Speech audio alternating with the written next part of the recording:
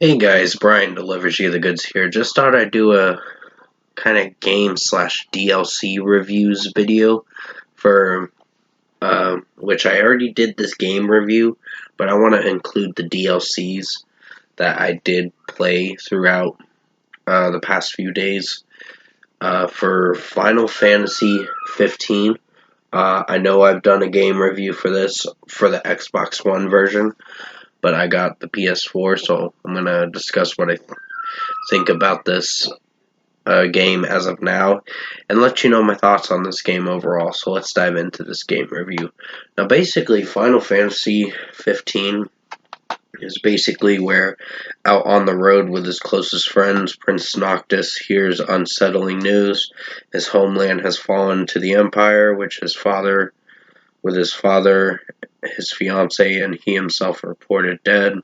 Unsure of what to believe, he knows only one thing: he must make his way home and take back what is rightfully his. And sorry about the background noise, that is my nephew. So, with the storyline of it, you get pretty much the premise of it. The whole storyline is actually really interesting of a story. Um, Very open world for majority of it. There's some moments where once you go to another mission, like another chapter in the story, you don't get to go back to doing the extra side quests, and the side quests do help with leveling your character up.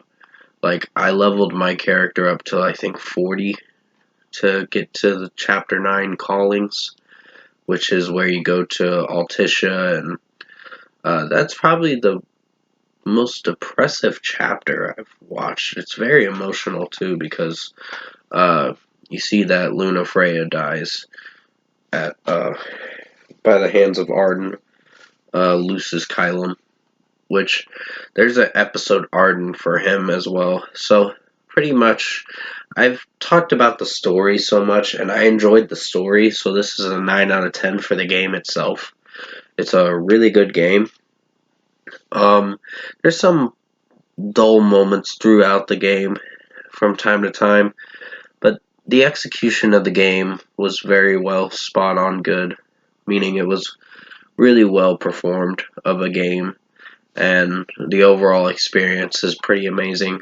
But definitely do the side quests so that way you level your character up enough to fight at the very end of the game the certain demons you gotta fight at the very end of the game.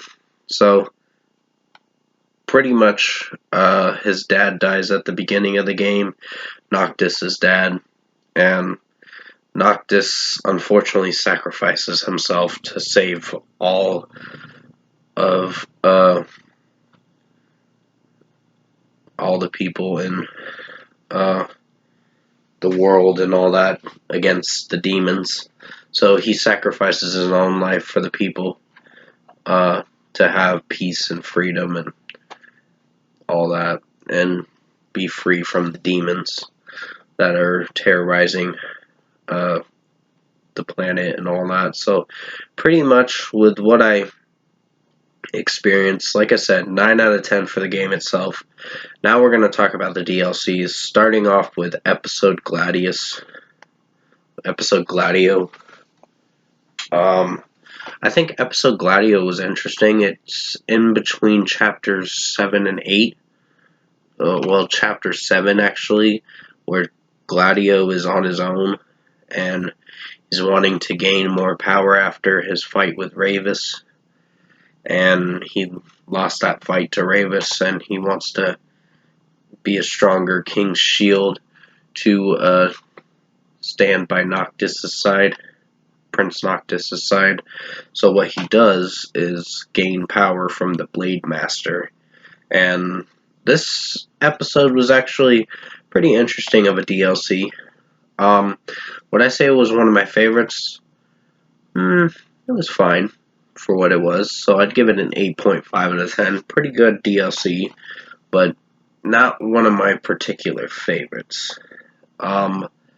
Then we get to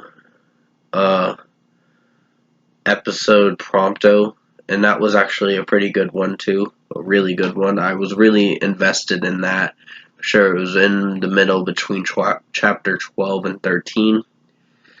Like at the end of chapter 11 going into chapter 13, where Prompto is trying to find his way to Gralia, I think is what the place name is, the home of the Empire.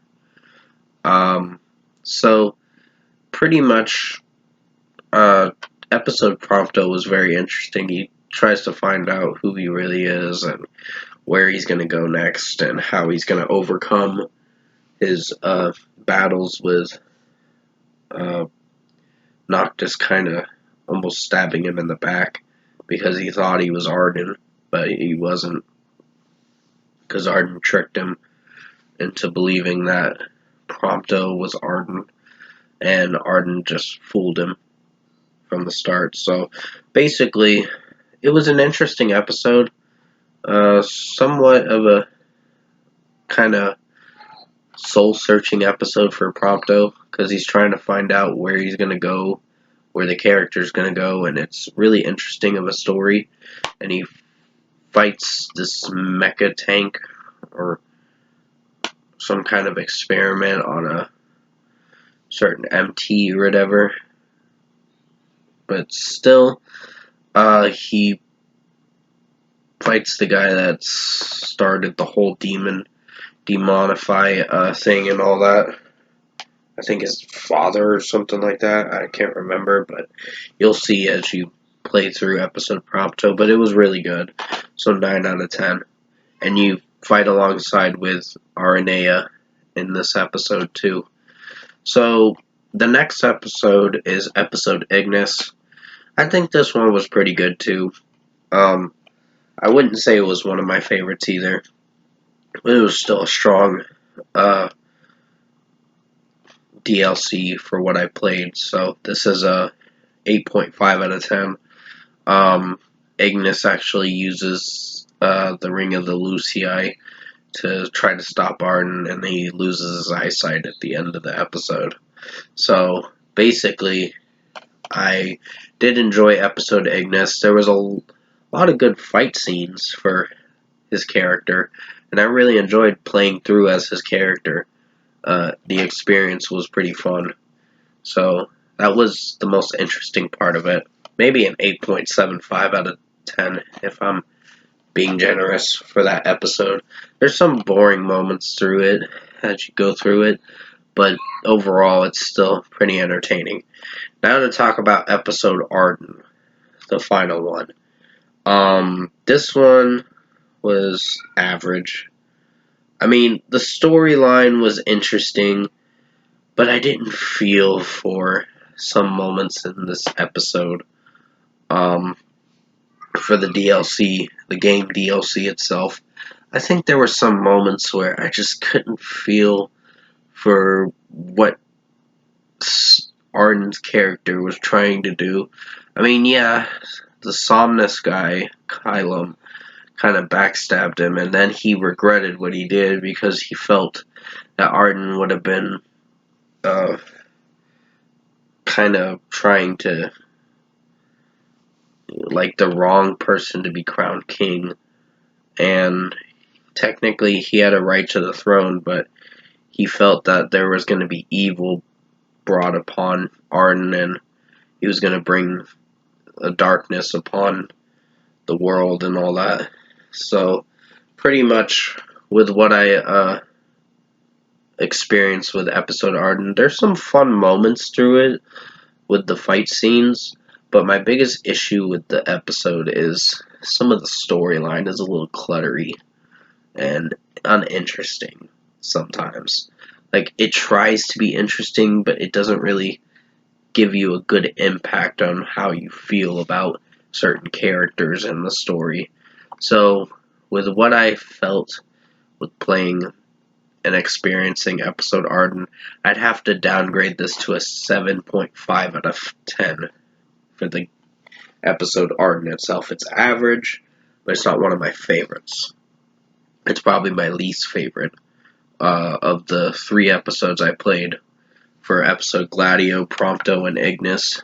Those were probably the best, and I'd recommend those. Episode Arden, you can give it a try and see what you think of it, but it's not one of my particular favorites, and I think they kind of should have done a certain different episode in its own way, like episode Luna Freya or whatever, which I think they should have done one for that, but hey, it's whatever. But still, yeah, for a total score for episode for the DLCs, I'd have to give it maybe a strong 8 out of 10. There were some good ones, maybe 8.25 out of 10 to be generous. It was solid for what it went for the episodes, but episode Arden was the biggest decrease, and it was the biggest least favorite of the DLCs that I just felt I couldn't really get on board with. But still, overall, strong game for sure, 9 out of 10. And the DLCs are getting a total of an 8.25 out of 10. So with that being said, I hope you enjoyed this lengthy game / DLC reviews video for Final Fantasy 15 for the whole thing. And I do the multiplayer comrades one, but that's just a multiplayer, so I'm not going to count that as part of the game review. But with that being said, hope you enjoyed this kind of re-review for the game and DLC reviews for the episodes Gladio, Prompto, Ignis, and Arden. And thanks for watching this review today.